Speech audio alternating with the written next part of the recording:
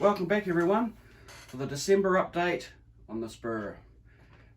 So this month has been really quite busy. I've managed to get quite a lot achieved, just purely because I'm starting to get into I'm halfway through my holidays now, so it gives me up some spare time to really crack into it, and the good weather helps along as well with painting and drying times and all that sort of stuff. So I hope you all had a good Christmas and I managed to get some kits. I have got my hall, as they like to call it here. I've got obviously the corn syrup transfer facility where you'll see the base or the foundations for it over there in the corner there, and I have got the Lakeview warehouse. Now the warehouse is going to be used as primarily like a back scene along that wall that it's sitting on there, and then over the corner over here where that siding goes in, there's going to be an unloading or loading facility for box cars and bits and pieces. So that's what that area is going to be. It's going to be quite a challenge just purely because of the angles and stuff, and it's going to incorporate a level crossing, which I've never had on the layout, so I'm looking forward to that. It should be quite good. When I come to the Walthers kits, I recently run out of a supply of the Plastistrut orange glue, you know, that everybody's sort of familiar with, or may be familiar with, and I've managed to get this Deluxe Materials Plastic Magic. Now this stuff is as good as, if not better than, the Plastistrut, so give it a try. It stays low odour, used in a well ventilated area. It's still quite potent. So I use that and I haven't had any problems with it so far. Anyway, moving right along. We'll swing you around here and we'll go over to the Short Street Yard. So over here now you can see that I've got the all the lighting rigs, and well, I call it lighting rigs, it's not very professional, it's just a ring light from a store. So yeah, you see the auger there that I put up in the community tab a couple of, well, maybe a week or so ago. You know, Christmas, it all molds into one.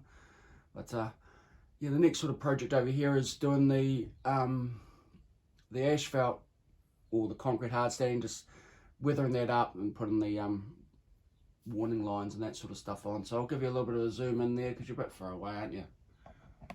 And you can sort of see. And obviously weathering the grass, which I'll get into now. Righty ho, so I was just talking about the weathering the grass and getting it all looking somewhat realistic. So that's what I've been doing on the Main Street part of the section is for a start. So you can see the different variations in the grass texture. Hold on, I'll move you along here a little bit. So you can definitely see it in there, and I'm quite pleased with that. It's only 3 colours of Tamiya paints, or 3 colours, sometimes 2. So it's just randomness. That's all you're after. Don't try and get it all perfect, because it will never, in my view, it will never come out like you want to. So I went up the back there into some sisal bushes and did a bit of weathering up in there where the sand and the cement and the gravel gets unloaded there. So I'm reasonably pleased with that. Yeah, so the next thing to do with this building here would be do a little bit more weathering along the base there. Put some graffiti and stuff in there. I've got those Blair Line graffiti decals, so I might put them in there, but I'm quite happy with that. I'm pretty happy with that. This is my second pass of the scenery, so I hope we can't get too worried about it. So I'll move you over to Scott Street Yard. We'll have a look what's happening over there. Rightio, we're over at the Scott Street Yard now. So we have been doing the same weathering technique with the airbrush. I managed to get up into the area there. There's still a little bit there, I have just noticed. Around the puddles there, white. So I have been, you know, moving in there to make it look a little bit more sort of realistic. I know I say all the time, but it's sort of pretty hard to sort of narrate. I did a little bit of weathering over there on the concrete pad. Not too much. That's just sponging with some grey paint. I can't even remember what the grey paint was, but it was the cheap acrylic paint. I went in there with the airbrush, did a bit of stuff in there. Now, I have had a lot of comments about this little area here. So the pipes are 3D printed by a person here in New Zealand. They are very, very nice. I just primed them, painted and weathered them. I also made the little dunnage there. That's just 1mm styrene painted and weathered up. So that's not like you know, a new thing, but it's they do look the part. So this one here, this wing wall, I scratch built that out of styrene. Now that's pretty basic sort of stuff there. May do a little bit of weathering on it, but keeping in mind this is going to be a new infrastructure project. And I also did the scratch built the sump over the back there. Now the lid on the top of the sump is a old Tichy fire escape that I painted up. So that's going to be a little infrastructure area there. I have got some of these road traffic cones